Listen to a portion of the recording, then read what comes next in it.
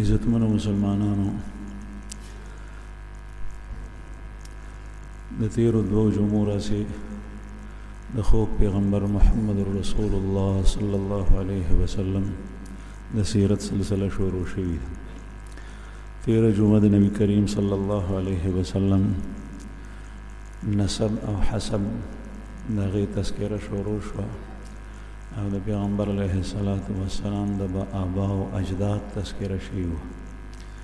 پخپله نبی کریم صلی الله علیه وسلم فرمایي أنا سيد ولد آدم ولا فخر وبيدي لواء الحمد ولا فخر. زه د آدم په اولاد کې سیدم، یعنی د ټولو سردار. أنا سيد ولد آدم ولا فخر وبيدي لواء الحمد ولا فخر. او زما په لاس کې به په ورځ د قیامت د الله جل جلاله د حمد جنډۍ او د دواړو خبرو سره او فرمایل ولا فخر، د تفاخر په طور باندې دا خبره نکو، د فخر او د مهباحات په شکل کې نکو. رسول الله صلی الله علیه وسلم ته الله جل جلاله چې کوم خاندان ورکړو، کوم مشران ورکړو، داسې د بل شانه. یو حدیث مبارک کې فرمایي چې د اسماعیل علیه السلام په اولاد کې الله جل جلاله بنو کنانه دیته یو شرافت ورکو، او د کنانه په اولاد کې قریش ته الله جل جلاله شرافت ورکو، او په قریشو کې بنو عبد مناف او بنو هاشم ته الله پاک شرافت ورکو، او په بنو هاشم کې عبد المطلب صاحب ته الله پاک یو عزت او شرافت ورکو، او داغه په اولاد کې الله پاک ما ته عزت او شرافت را کړی. نو محمد رسول الله صلی الله علیه وسلم نسب به اعتبار سره خلاصه او نچوړ او د هغې غونې بل څوک نو. د هاشم صاحب تذکره شوې وه، او د هاشم د زوی د عبدالمطلب صاحب چې د رسول الله صلی الله علیه وسلم نیکه دی، د هغې تذکره شروع شوې وه. کوم خویونه چې الله جل شانه په هاشم صاحب کې اچولي وو، کوم صفات سره د دې چې زمانه د جاهلیت و د تیارو وه، پیغمبر نو دغه وخت کې نه مخکې راغلی و، 100 کاله تیر شوي او دومره فاصله د دوو پیغمبرانو په منځ کې چې ته مخکې نه و راغلي. مخکې خو د بني اسرائیل انبیا به داسې مو چې په یو علاقه کې به الله جل جلاله 100 پیغمبران راواستول، یا به لږه فاصله وه، یو ښار ته به یو پیغمبر او بل ته به بل. او د حضرت عیسی علی نبینا و علیه الصلاة والسلام او د محمد رسول الله صلی الله علیه وسلم په منځ کې 570 سال 1500 کاله دا فاصله وه. نو په دې ځمکه باندې پیغمبر نو چې د هغه تعلیمات په خلکو کې موجود وي، یو تیاره وه، جهالت وه، لیکن په هغه جهالت کې کوم صفات چې د محمد رسول الله صلی الله علیه وسلم په نیکونو کې وو، دا په بل چا کې نه. بیا په عبدالمطلب صاحب کې چې د پیغمبر علیه السلام د والد صاحب پلار دی، په هغه کې الله جل جلاله بیا ډېرې خوبۍ جمع کړې وي. او وجه دا وه چې څومره د رسول الله صلی الله علیه وسلم پیدایش د وخت نږدې کېدو، نو دومره آثار ډېر څرګندېدل. نو عبدالمطلب صاحب ته مشري، تولی د خانه کعبې او د خپل قوم مشري او سرداری دا ملاو شو. عبدالمطلب صاحب د خپل پلار هاشم صاحب نه هم ذات فیاض او سخي، او دته به لقب ورکړی و، عربو به دته وی فیاض، او فیاض ډېر سخي ته وایي په عربۍ ژبه کې. او مطعم طیر السما، د آسمان مارغانو ته خوراک اچوونکی، ده به د انسانانو نه چې سیوا شو نو بیا به مارغانو ته اچوله، په هغې به مخرول، مستقل نظام به یې د هغې دپاره کولو. او ده داسې عجیبه عجیبه څیزونه جاري کړي چې الله جل جلاله د محمد رسول الله صلی الله علیه وسلم د بعثت نه پس او د پیغمبرۍ نه پس هغه څیزونه الله پاک په اسلام کې باقي وساتل. په اسلام کې هغه زمانه کې به زناګانې کېدې، د وی چې زنا حرامه د خلکو، هغه زمانه کې به شراب نوشي کېده، او د وی چې خلکو شراب مسکي او په خپل شرابونه اجتناب کولو، شراب نسکل. کله چې د انسان د طبیعت صفائی کنه پاک وي، نو یو سړی کله تبعید ورسره د دین په مسالو باندې هم نه پوهېږي لیکن تبعید ورسره د قبیح څیز نه اجتناب کوي دا د انسان په فطره کې پراتی نو عبدالمطلب صاحب طبعی او فطری طور سره د ګندو څیزونو نه اجتناب کولو شراب به نسکل او خلکو ته به وایي چې زنا مه کوئ او چې غلا به وشوه نو بیا به یې د غل لاس پرې کولو نو دین اسلام کې دا هر څه شته شراب حرام دي حالانکه د بعثت په وخت کې په ابتدا کې د شرابو د حرمت حکم لا نور راغلی نو خلق به مسلمانانو څکلی کېدل به او چې الله جل جلاله په پابندي ولګول نو بیا د هغې نه پس حرام شول نو د غل لاس به یې پرې کړی کېږي دا قانون جاری کړی او د غل لاس اوس هم پرې کړی کېږي قرآن کریم کې الله پاک فرمایي السارق والسارقة فاقطعوا أيديهما جزاء بما كسبا نکالا من الله السارق والسارقة غل سړی او غله ښځه فاقطعوا أيديهما دا غي لاس پرې کړي په اسلامي قانون کې چې کوم ځای مسلمانان پاتې کېږي په هغې باندې پکار دی چې حاکم او بادشاه او دین او قانون د اسلام وي زموږ په ملک مسلمانان پاتې کېږي لیکن قانون تر اوسه پورې انګریزي دی اسلامي څه باقیات پکې شته او قوانینو کې درج دي نو په هغې باندې عمل بهر نه کېږي حالانکه قرآن کریم کې الله جل جلاله فرمایي او دا داسې دا دین داسې دی چې په دې کې پالیسي نشته دی چې صبر وکئ په دې به وروستو عمل کوو اوس به لا نه کوو دا منځ کې به محترمو زه خبرې کوم ځکه چې زما مقصد سیرت بیانول له کیسې په انداز باندې هدایت ساتئ چې کوم څیزونه په سیرت کې داسې راځي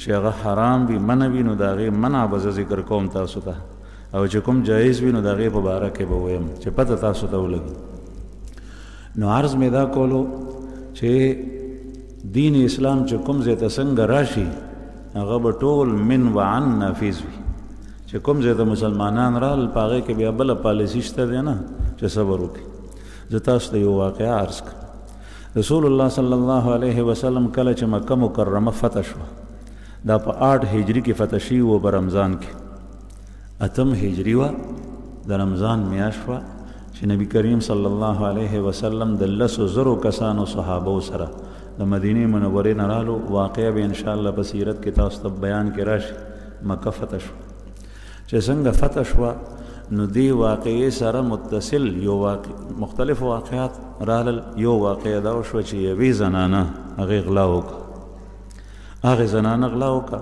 اوس وګورئ تاسو لږ وخت مخکې دغه ځای کې کافر او مشرکین پاتې کېدل او اوس مکه فتح شوه او پیغمبر علیه السلام لا مدینې ته واپس نه دی تللی مبارک او د غزوه مکې پسې متصل یو څو غزوات نور شوي غزوه حنین غزوه اوتاس غزوه الطائف حنین اوتاس او طائف دا درې واړه جنګونه شوي دي پسې په دې کې غټه غزوه هغه د حنین وه د فتح مکې پسې شوي حالانکه فتح مکې دوران کې جنګ نه دی شوی ډېر نو دې کې واقعه دا وشوه چې یو زنانه غلا وکړه چې څنګه غلا وکړه خلکو ته پته ولګېده چې اسلامي قانون دا دی چې د غل یا د غلې لاس به پرې کړی کېږي او هغه زنانه تعلق د خانداني لحاظ سره هغه د اعلی خاندان سره تعلق د قریشو وه نو د هغې د علاقې مشران یو ځای شول چې اوس خدا پیغمبر علیه السلام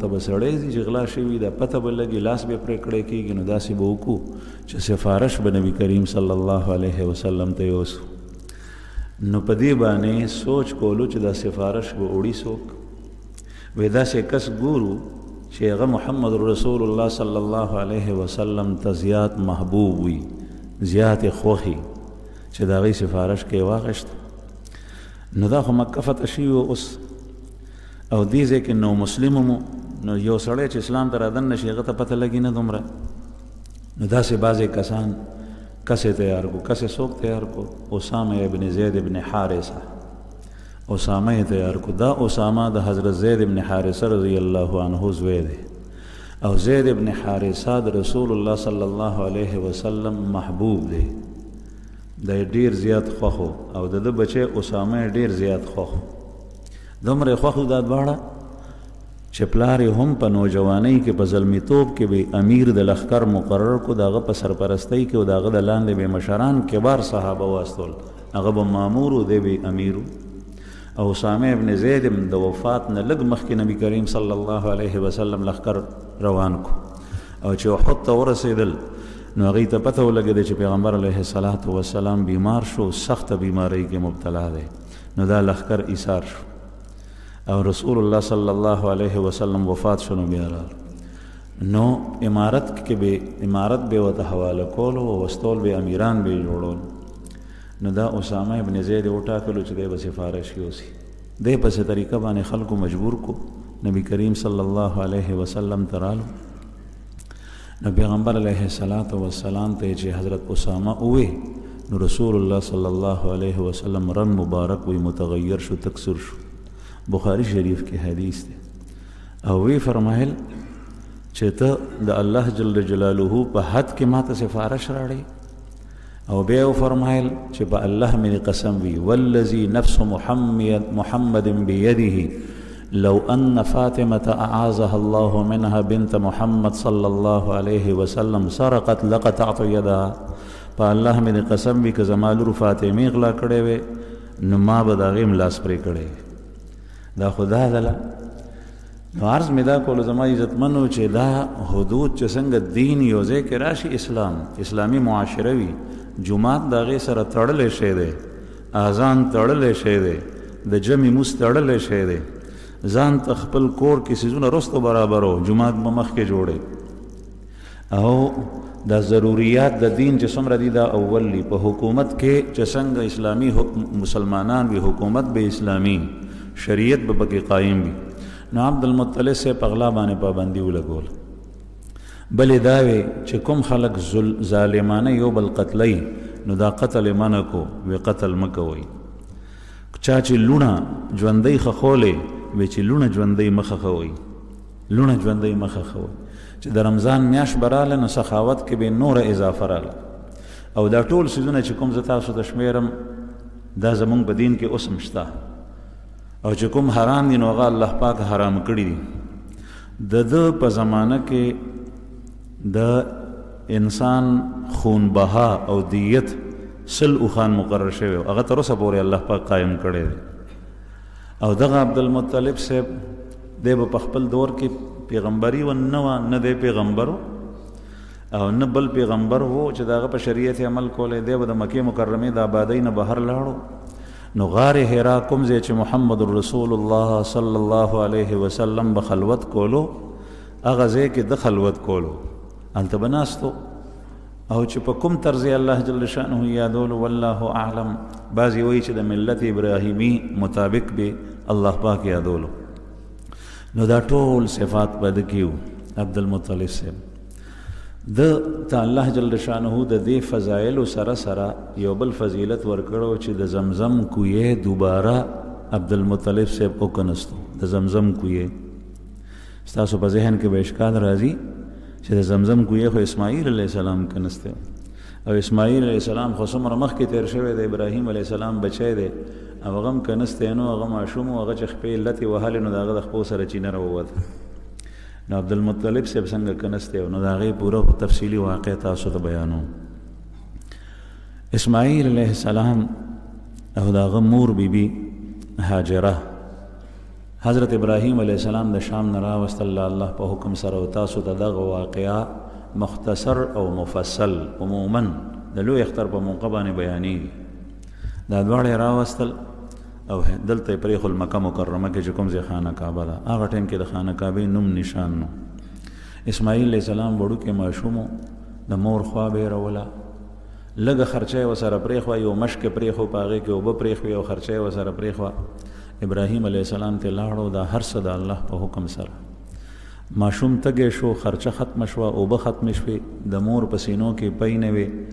ماشوم تږی شو، لتې وهلی شروع کړل، او مور یې څوک کتل چې څوک پیدا شي، دغه دوه په دوه دي دی، څوک نشته، الله یې حفاظت کوي. چې څوک وي چې هغې نه اوبه راړم نو کله به صفا ته وخته، کله مروه ته، لکه څنګه چې اوس معتمر او حاجي د صفا او مروه په منځ کې سایي کوي. څوک نو ناڅاپه یې کش کش واورېدل، نو وی چې څوک که د سره اوبوي مدد زمونږ کولی شي نو وکړه. نو دا جبرئیل علیه السلام چې وی کتل اسماعیل علیه السلام ته لتې ټکئ نو هلته کې د جبرئیل وزر وواله نو اوبه راووتې. نو دا زمزم د هغه وخت نه الله جل جلاله جاري کړی. نو هاجره بیبي زر لاړه او په اوبو راټیټه شوه او ویس کلی ماشوم ته هم ورکې او خاوره یې ګیر چاپېر واچوله. رسول الله صلی الله علیه وسلم په یو حدیث کې فرمایي چې الله پاک دې په هاجر باندې رحم وکړي د اسماعیل علیه السلام په مور.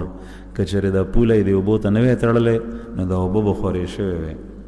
نو مطلب دا چې ټوله دنیا اوبه کې راغلي وه. دا داسې اوبه وي چې پوله یې ورته وتړله نو اوبه بس هغه چینه کې راګیرې شو. بیا دی دلته کې پاتې کېدل. دا ماشوم لویېدو. یو قبیله وه چې د یمن نه راغلي وه او په یمن باندې راغلی او قحط او په یمن باندې یو دور تیر شوی دی د مالدارۍ او د غنا. د الله جل جلاله نه نافرمانۍ د وجې نه په دی باندې یو دور رالو او هغه د قحط دور و. قحط سالی پې راله. نو د دی قبایل ټول خواره شو. د یمن یو قبیله جرهم هغه د یمن نه را روانه شوه. نو دلته تېرېده په مکه مکرمه خوا سره. مکې آبادي خو نه وه، نه خانه کعبه وه. دلته تېرېدل نو هغه یې وکتل چې پورته په اسمان د پاسه ټپسان او مارغان الوزي. نو دا خلک خو به تلو راتلو تجارتي قافلو کې. نو یو بل ته وایي چې دا مارغه دلته څه کوي؟ ځکه چې دلته خو لاندې څه شته دی نه، اوبه نشته دی چې مارغه اوبه وڅکي، د خوراک څه شی نشته دی. مارغان او ټپسان په ډیرانونو باندې ګرځي. نو ډیران خو هم چې انسان چېرته وي نو هغه جوړ کړی ځکه. یا یو درنګه باندې ګرځي. نو درنګه خو هم چې چېرته کې څاروی پاتې کېږي نو دا خو دشته و شګې وي. په دې شګو کې خو نه حیوان او نه انسان. نو سړی یې واستولو چې ویې کتل نو یو زنانه د یو ورسره ماشوم دی ورسره اوبه دي. هغه خپلې قبیلې ته دا ووایي چې دغسې کار دی. هغوی ټول رالل. نو هاجره بیبي ورته وایي چې اوبو باندې اختیار زما دی، اوبو ته به نږدې کېږئ نه.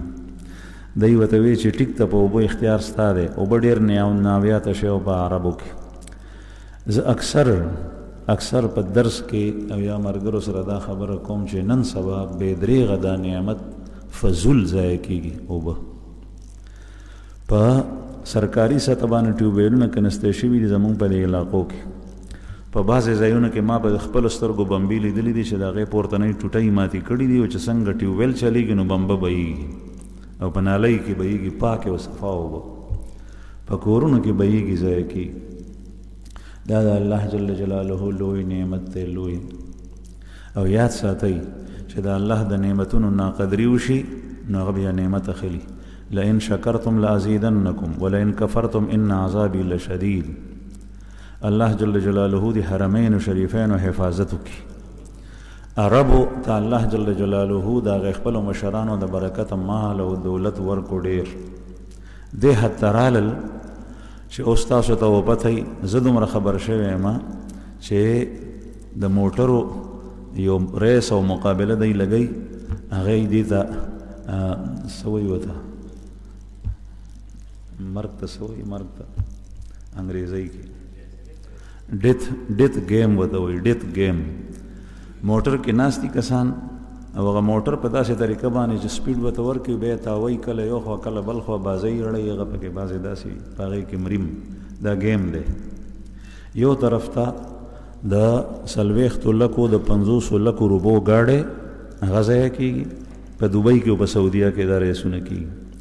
او بل طرف ته په دې کې دا کس چې کوم دی نو د هغه د مرګ خطرې او غالب ګمان دی چې پکې به مړ شي. دا مال د شیطان په اروا باندې ضایع کېدلی د شیطان په اروا. ما ته چا دا ګیم وښولو په دې دغه کې دا دې ته تبذیر وایي. ان المبذرین کانوا اخوان الشیاطین وکان الشیطان لربه کفورا. مبذرین فضل خرچی کوونکي دا د شیطان رونه دي او شیطان د خپل پروردگار نافرمانه دی، هغه کفور دی. او کوم ځای کې چې نافرمانی او ناشکری رااله د نعمتونو نعمت غشته کېږي. نن سبا هغوی نه نصارا پې مسلط دي او هغه مال ته داسې راکاږي لکه څنګه چې د انسان د بدن نه په سرنج باندې وینه راکاږي. او دې حد ته کل اوس چې مخکې ویلو چې عمرې ته څوک لاړ شي نو 60,000 روپۍ دي هغه ته نالو. اوس بیا ولګولو څه کسانو ته ویزې لګولې دي او څه تلاني یې لګولې بیا ولګولو چې 60,000 روپۍ به راکوئ. یعنې چې کوم سړی عمرې ته ځي اس بیسا هغه باندې 15,000 روپۍ دای په باندې دغه ولګولو ټیکس په ولګولو چې دا بره په څه طریقه باندې د خلکو نو اوس خلکو ته دومره محتاج شو. الله جل جلاله دې د حرمین او حفاظت وکړي. دا د هر مسلمان او زمون مرکزی او بنیادی ځایونه دي چې الله پاک دې د دشمن د غلطو منسوبونو سوچونو نسترګونه دا وسات. عرض مې دا کول زما عزتمند چې وبد الله پاک ډېر لوی نعمت دی. نو په عربو کې ډېر ځایونه تر اوسه پورې هغه د اوبو په نومونو باندې مشهور دي چې هلته د اوبو یا کویو یا چینه وه په هغې باندې مشهور ذات سلاسل یمبو وغیره وغیره دا نومونه ټول د چینو دي د کویانو دي. نو په هغې باندې ټول ښار او ټوله علاقه نوم دی. دومره قیمتي او نامعیاته شی دی اوبه. نو حاجرې بیبي ورته وویل چې په اوبو به اختیار زمایي. هغې وی ټیک ده. نو جرهم هلته پاتې شول. نو هلته یې آبادې شو. نو ړومبی چې دلته آباد شوي دي جرهم قبیله آباده شو. اسماعیل علیه السلام چې لوی شو سړی شو نو په دغه جرهم قبیله کې واده وکړو. یو ښځه یې وکړه. ابراهیم علیه السلام به څه وخت پس تپوس ته راتلو نو هغه ړومبۍ انګور یې خوښه نه وه، هغه ناشکره وه. نو بچي ته سوال جواب پرېښو چې د خپل کور دا درشل بدل که چوکاټ. نو اسماعیل علیه السلام پوه شو هغه کور کې نو چې راغله نو ښځې ورته وویې وی زما د پلار مقصد دا و چې تا زه پرېږدم ځکه چې تا کې څه چل دی. هغه یې پرېښوه بل واده یې وکړو د جرهم نه. نو دغه جرهم قبیله د اسماعیل علیه السلام څخرګنۍ وه. دلته بیا وخت تېرېدو سره د اسماعیل علیه السلام اولاد چې شو نو محمد رسول الله صلی الله علیه وسلم په بنو اسماعیل کې دی، د اسماعیل علیه السلام په اولاد کې دی. او جرهم قبیله ځان ته وه. نو د بنو اسماعیل او د جرهم اسماعیل علیه السلام شو د الله پیغمبر. دغه جرهم ته الله پاک مبعوث کو او عمالقو ته الله پاک مبعوث کو او د یمن خلکو ته الله پاک پیغمبر جوړ کو. بیا اسماعیل علیه السلام وفات شو. 6.5 کاله عمر یې د اسماعیل علیه السلام ښه 130 سال. او یو قول دا دی چې په حتیم کې اسماعیل علیه السلام مدفون دی د مور بیبي سره، او بل قول خیف هم دی د مینا. نو به هر حال اسماعیل علیه السلام چې کله وفات شو نو د خانه کعبې مشري دا بیا جوړ کړی د ابراهیم علیه السلام سره خانه کعبه. بیا د ابراهیم علیه السلام مشري د غزوي ته قیدار ته منتقل شوه. او بیا د اسماعیل علیه السلام په اولاد کې وه. نو جرهم قبیله هم ډېره شوه او بنو اسماعیل هم ډېر شول. نو دوی په خپله کې په جنګ شول، اختلافات یې رالل.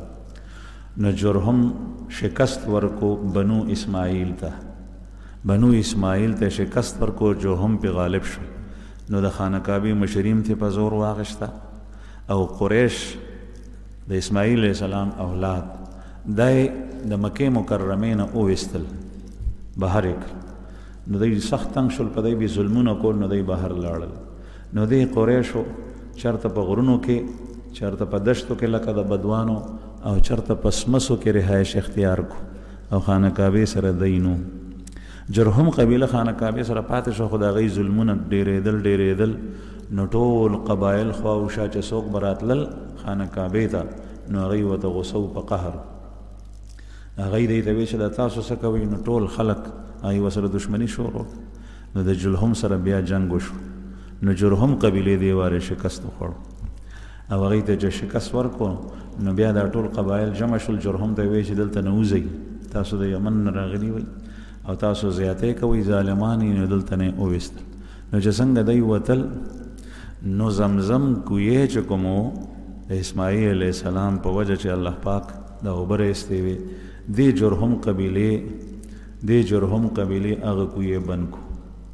او په هغې کې د خانه کعبې ته چې کوم چا هدایه او تحایف راوړي نو هغه هم پکې بند کړل، او څه تورې هم پکې بندې کړي او زغرې هم پکې بندې کړي. او یو دوه د سرو زرو اوسۍ چا جوړې کړې وې خانه کعبې ته. خو جاهلیت زمانه وه، بت پرستي خو اوس دا شرک دی. او بیا تصویران جوړول دا حرام دي، ناجایز دي. هغوی خو نه پوهېدل په دې کفر و شرک بیا زور شوی. نو دا اوسۍ راوړې وې د خانه کعبې دپاره تحفه. نو جرهم قبیلې د زرو د سرو زرو دا اوسۍ په هغه کوی کې دفن کړي. هغه کوی یې داسې بند کو چې اخوا و شا ځمکې سره هغه یو شان شو، د هغې پته نه لګېده. نو چې کله دا جرهم لاړل نو بیا د پیغمبر علیه السلام د نیکونو تذکره تاسو ته شوې وه.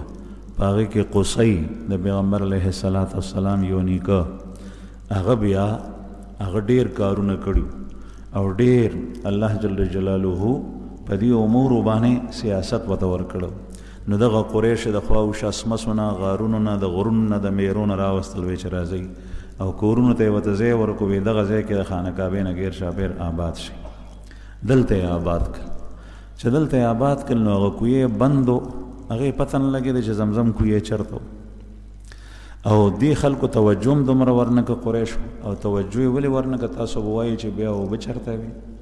نو دغه وخت کې نور کویان جوړ شي لکه د پیغمبر علیه الصلاۃ والسلام په خاندان کې په قریشو کې ډیر مخکې یو درې کویانو او هغه کویان په هغه زمانه کې بیا وروستو د نبی کریم صلی الله علیه وسلم نیکونو زمانه کې بیا تقریبا او اته کویان په مکه مکرمه کې جوړ شیو. د بنو عبد الشمس بیل کوی او د بنو عبد مناف بیل کوی د شاب ابي طالب چې د جبل خندمه د جبل ابو قبیس او د جبل خندمه تر منځ د زیاده د بنو هاشم او دلته کې بنو هاشم د شاب ابي طالب په خله کې کوی کنسته دا د دای کوی او د عبد الشمس قبیله چې د دای تربورانو د غي کوله په معلات کې چې کوم زینن سبا جنت المعلا ده. نو دی کویانو نه بخلکو بوړې نو د زمزم کوی ته چاپام نه کولو او دا هډېره متبرک او بوي. نو چې کله عبد المطلب صاحب ته الله جل جلاله مشرید خانه کعبه حواله ک اوس خبره تر عالم.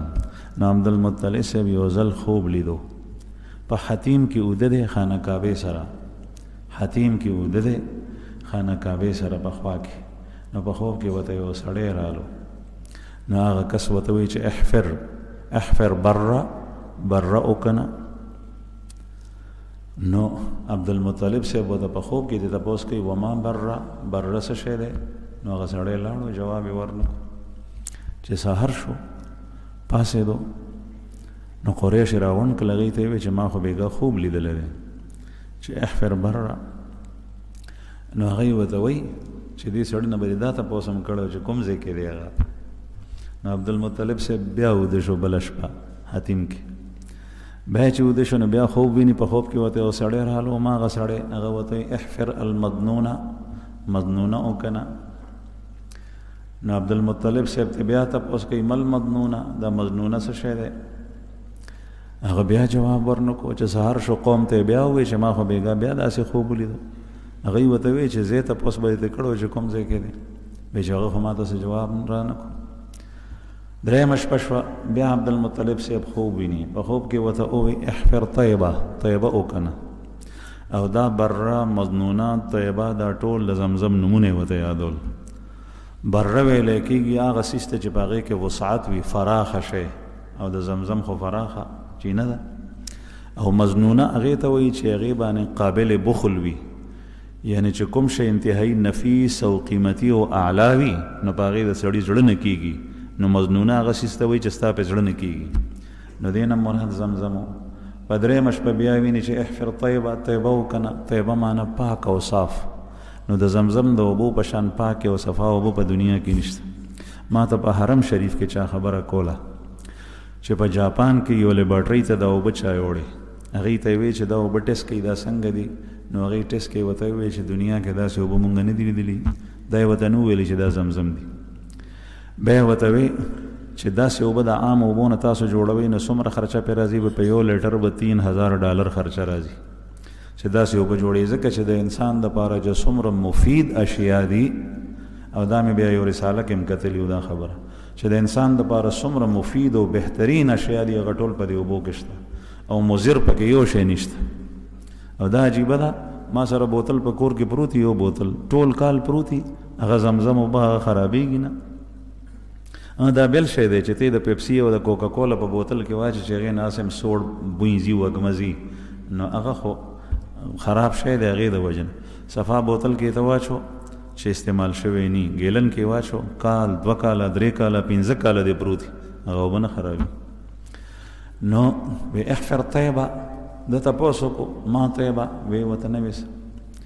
بیا چې څلورمه شپه شوه نو بیا عبدالمطلب صاحب خوب ویني په خوب کې ورته هغه کس بیا وایي چې احفر زمزم. نو عبدالمطلب صاحب ورته وایي چې ما زمزم کوم ځای کې دي کوی کوم ځای کې دي. نو هغه ورته وایي چې لا تنزفو ابدا ولا تزم يسقي الحجيج الاعظم. لا تنزف ابدا ولا تزم، زمزم هغه وبدي چې هغه عمر ته نه ختمیږي او نه کمیږي هغه. او يسقي الحجيج الاعظم، او ډیر غټ او کثیر تعداد سره حاجیان به مړی. دا په خوب کې عبدالمطلب صاحب ته ویلی شي. همدغه صفت د زمزم اوسم دی. پته لګي نه چې څو ټینکر ما نو شمیر ایر شو، ما ته چا ووایي چې مدینې منورې ته روزانه ځي غټې ټینکرې د زمزم، او داسې انداز سره ځي چې مسجد نبوي کې چې څومره زمزم څکلی کېږي چېرته په هغې کې رکاوټ نه دی راغلی. دا حال ته مدینې منورې ته ځي. دلته پې باندې وس کوي، د مکې خلک یې چلی، د جدې خلک یې چلی، خواوشا علاقې چې د څومره چلی. حاجیان چې لاړ شي هغه یې وړي، عمرې ته چې خلک لاړ شي هغه یې وړي. په مسجد حرام کې په لکونو حاجیان دغه زمزم سکي، او دا کوی دی. نو چې کوم صفات په خوب کې عبدالمطلب صاحب ته بیان شوي هغه په هغې کې شته چې لا ينزف ابدا ولا يزم، کله دا بندیږي نه او دا کمیږي نه. يسقي الحجيج الاعظم، او غټ تعداد سره حاجیان به دا زمزم اوبه کوي.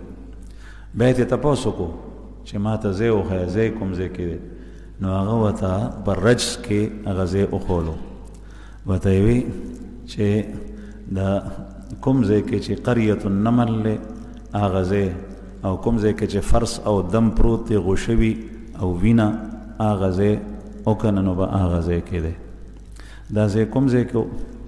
دا ځای چې عبدالمطلب صاحب سهار پاسېدو نو دی ورته هر څه په نښه کړي. نو عبدالمطلب صاحب ځان سره یو زوی کو، او د عبدالمطلب صاحب لس زامنو چې د هغې تذکره به راشي انشاءالله. د عبدالمطلب صاحب لس زامنو، د قصی 4 زامنو، د هغه د زوی عبدمناف 4 زامنو، او بیا د هاشم صاحب د هغه چې کوم دی نو 4 زامنو، او د عبدالمطلب صاحب لس زامنو. دغه وخت کې یو زوی او نور 9 زامن لا نور شوي، حارث د هغه نوم دی. او ابو سفیان ابن الحارث د دې حارث زوی دی. او ابو سفیان د فتح مکې په دوران کې مسلمان شوی دی.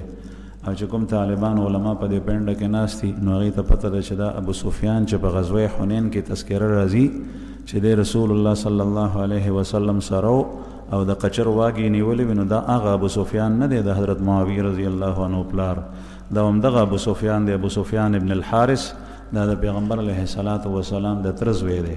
او ابو سفیان د حضرت معاویه صاحب پلار، هغه هم صحابي دی، هغه هم فتح مکه کې مسلمان شوی، خو هغه د بنو امیه نه دی، بنو عبد شمس کې دی، او دا د بنو هاشم او بنو عبد مناف سره تعلق لري. نو دغه حارث یو زوی او د عبدالمطلب صاحب زوی ته وایي چې هلکه کوداله راواله زمزم کنو. او دا یې ووایي چې یا الله اوس زما یو زوی دی تا را کړی دی، او که دا زمزم را ووتو نو چې ته ما ته 10 زامن راکې او هغه 10 واړه ما سره د کار شي، نو په هغې کې به یو ځای ستا په نوم قرباني کوم. که دا زمزم پیدا شو نو را روان شو چې خانه کعبې څخه رالو، نو کوم ځای چې ورته په نښه کړی و هغه ځای کنستلې شروع کړل. دا کوم ځای و؟ دلته کې یو 2 بوتان دغه وخت کې، یو نوم اصاف او یو نوم نایله. او دا یاد ساتئ چې بت پرستی د شرک د کفر دی. مخکې په بنو اسماعیل کې بت پرستی نه وه، بیا وروسته شروع شو. 360 بوتان په خانه کعبه کې و دننه دا بهر ولاړو، او خلکو به منښته چې کوله نو بیا به یې څاروی راوستو، نو ډېر زیات څاروي به دلته حلالېدل د اصاف او د نایلې سره. نور هم سلي دلته ولاړو، او هغې باندې به لاسونه راښکل، او هغې ته به سجدې کولې، هغې ته به څاروي ذبح کول، هغې ته به خوراک کېښو. یو غټ بت په خانه کعبه کې دننه و، د هغه نوم و هبل. او طالبان علما ناست دي په غزوه احد کې چې کله ابو سفیان ظاهري صورت کې میدان ګټلی او چغه یې والي و، نو هغه ویلي چې اعلی هبل یا اعلو هبل، نو دا همدغه هبل بت یادولو. مسلمانان وی الله اکبر، الله ډېر لوی دی. نو مشرکین به د هبل ناره لګوله، لکه هندو نن سبا د خپل هر یو کس د باطل قوم د خپل دغه ناره لګوي چې هغه د چا عبادت کوي. د الله نه ما سوا بل یو ذات معبود نشته. بت پرستی د شرک د کفر دی، او بوتان ساتل د مشرکینو پیخې کول دي، حرام دي. نن سبا په دکانونو کې چې کومه د کپړو دکانونه دا ګارمنټس والا نه پاغې کې بوتان لګي دي. بوتان ما سره مومن مسجد ته یو کس راتلو، حاجي صاحب د هغه زامنو بوتانو لګول. نو چې مدرسې ته تلم نو شکلونه به مخامخ ښکارېدل، سترګې پوزه. ما ورته وویل حاجي صاحب دا پیسې ولې حرامې دا حلالې؟ نو هغه زامنو ته وویل، نو زامن یې ورسره نه منل. نو بیا لاړو نو کنځلې ورته وکړې، بدره دې ورته وویل. ما ورته ویل دا خو داسې هم کېږي چې خامخا تاسو وایي اول خو دې ته ضرورت نشته، چې خامخا وایي نو سر ته نه پرېږده، کمیس پرتوګ ورته بیا واچو. ته اوس بوت ته ټیټ پاس کېږي، هغه ته پرتوګه چې هغه ته کمیس چې دا څومره بې غیرت توب دی. نو مې بیا سر ته نه پرېږه، نو زه بوت خو پاتې نه شي، نو سرونه یې ترې پرې کړي. نو اوس خو ډېرو ځایونو کې داسې دي چې سرونه یې ترې پرې کړي دي، او یا یې په مخ ورته صفا دغه راښکله، نو سترګې پوزه یې نه ښکاري. خو بیا هم دې ته څه ضرورت دی چې کوم ځای کې سترګې پوزئ، نو دا حرام دی، یاد ساتئ حرام دی. اور رسول الله صلی الله علیہ وسلم فرمائیں لا تدخل الملائکۃ بیتا فیہ کلب او صورت، اس گھر میں فرشتے داخل نہیں ہوتے جس میں کتا ہو یا تصویر ہو.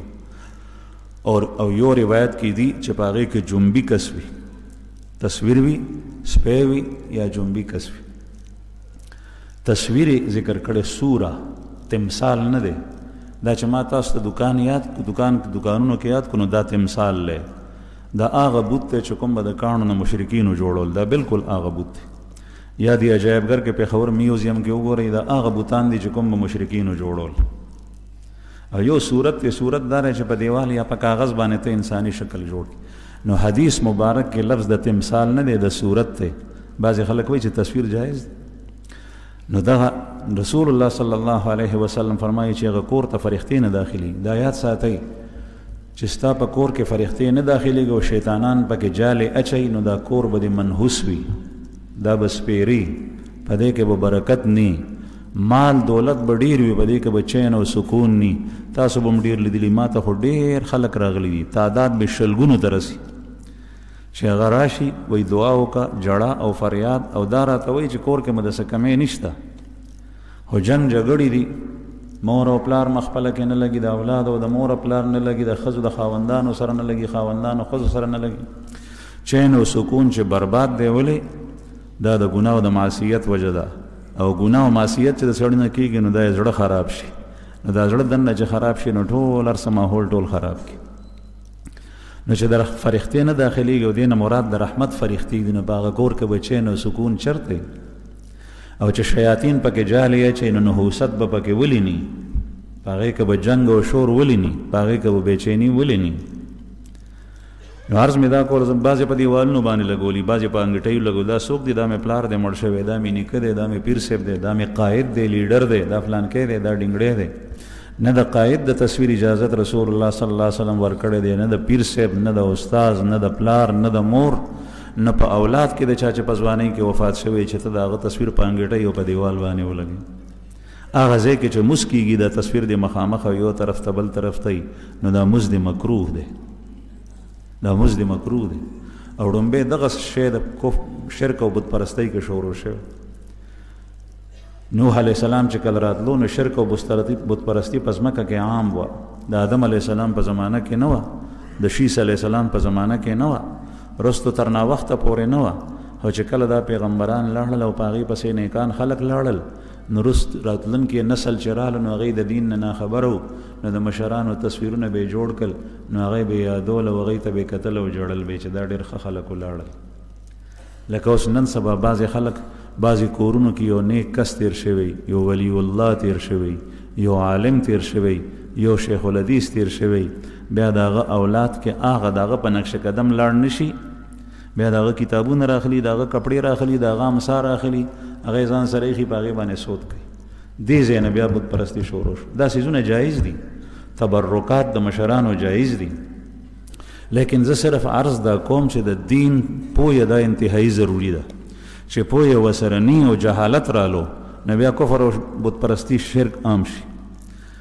نو ډومبی کس نبی کریم صلی الله علیه وسلم فرمایي، یو ځل صحابه ته وی چې ما وکتل په جهنم کې الله جل جلاله په ژوند باندې زمونږ خوږ پیغمبر صلی الله علیه وسلم ته جنت او جهنم خولی وی ما په ژوند باندې وکتل امر ابن لوحی یا امر ابن لوحا دا یو مشرک کافر تیر شوی په مکه کې وی هغه ما ولیدو چې په جهنم کې روانو ګرځېدو او دا کلمې او لرې ترې نه راوتي دا بهر پراتو کلمې او لرې ترې نه راوتي ځکه چې مشرک به جهنم کې ډېر غټ شي الله مې دې وساتي نو وی دا لرې کلمې په منځ کې پراتو لکه ډېرې چې وي او د سره کنکشن د د خېټې نه بهر پراتو د هغې نه داسې تاوېدو لکه په ګاڼۍ باندې چې خر ګرځي د تیلي په ګاڼۍ یا نن سبا د ګڼو په ګاڼۍ باندې کولبه ګرځي داسې ترې تاوېدو او وی دا هغه سړی و چې وړومبی بت پرستي مکې ته او حجاز ته ده راوړې وه او دا یې د چرته نه راوړې وه دا یې د عراق نه راوړې وه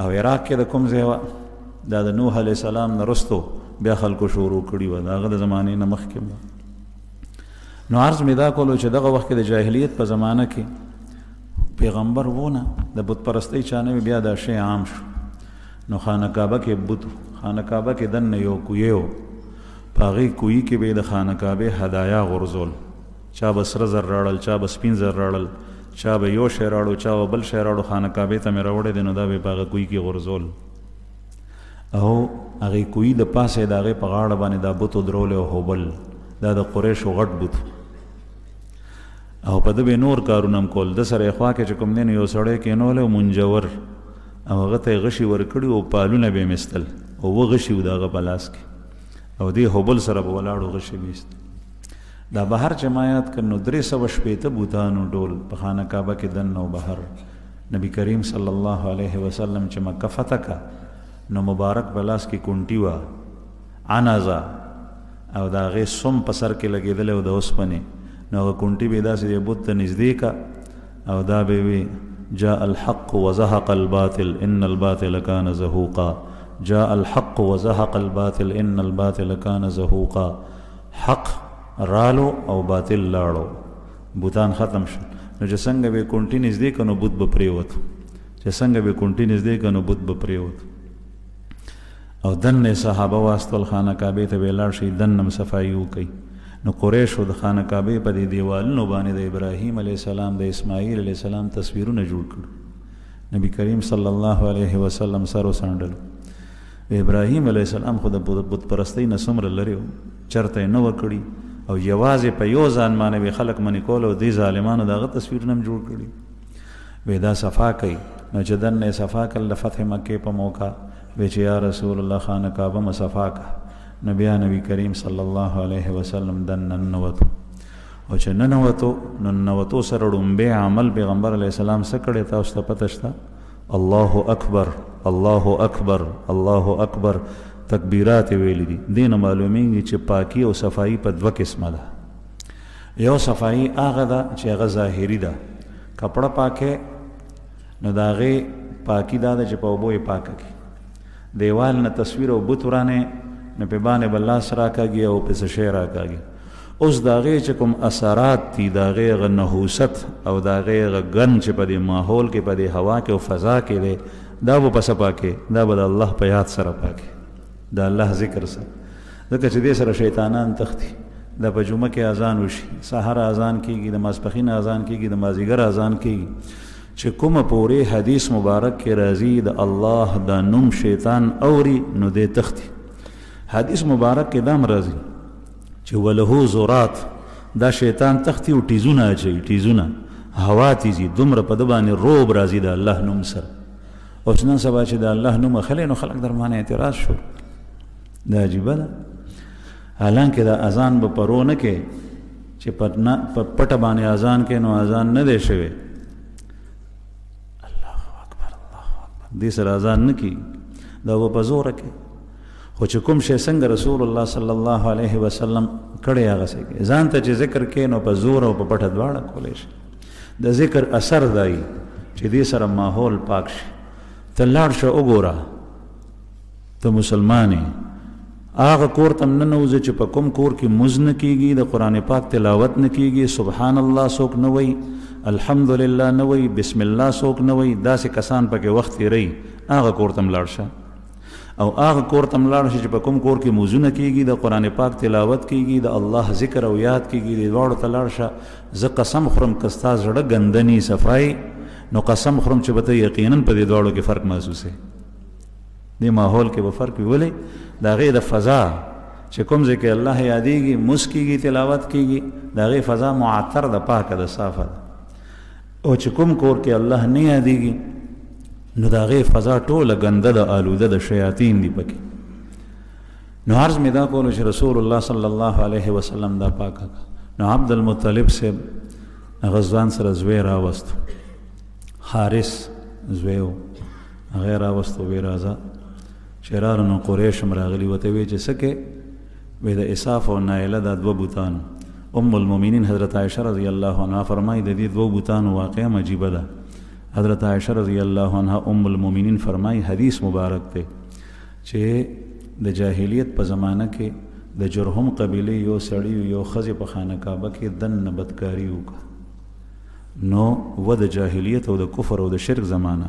چې څنګه دا فعل وکړو نو دواړو نه کاڼي جوړ شول هغه انساني صورت کې هغه کاڼي بیا جهالت دومره زور و چې دا عمل یې وکړو ترې نه کاڼي جوړ شول نو چې کله لار ښودونکی نه یاد ساته او د دین د زده کړې دپاره چا څخه نه ځي نو شیطان دې خطا کولی شي نو شیطان داسې خطا کړل چې هغه یې راوستل نو دغه بوتان یو ځای کې ودرولو یو بل ځای کې ودرولو نو دلته به یې حلالۍ کولې او نظر و نیاز به یې دی ته زه به کولو د دې اصاف او د نایلې ترمنځ چې کوم ځای نو هلته به وینه پرته وه هلته به خاښړه پراته ولې ځکه چې څاروی حلال کړي نو هغه نه دا ګندونه ځي نو عبدالمطلب صاحب ته چې په خوب کې چا خولی نو دا ځای ورته خولی وی د دې دواړو اصاف او نایلې ترمنځ دا ځای چې دی چې کوم ځای کې منحر دی څاروي حلالېږي دغه ځای و که نه دلته که به زمزم روځي نو کفار قریش ته تپوس کوي چې چېرته ځي وی چې زمزم کنم وی کوم ځای کې دی وی دا ځای دی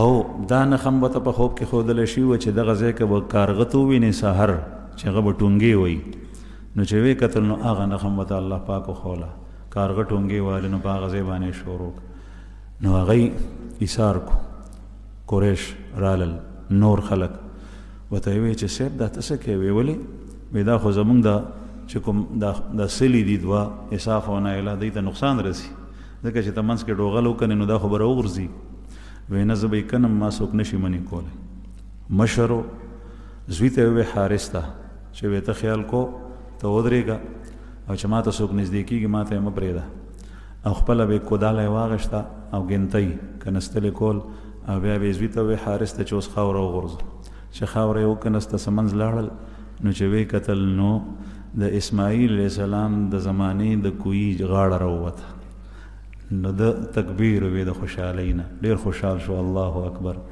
وی هذا طی بیر اسماعیل دا د اسماعیل علیه السلام د کوی غاړه ده نور به انشاءالله بیا شي واخر دعوانا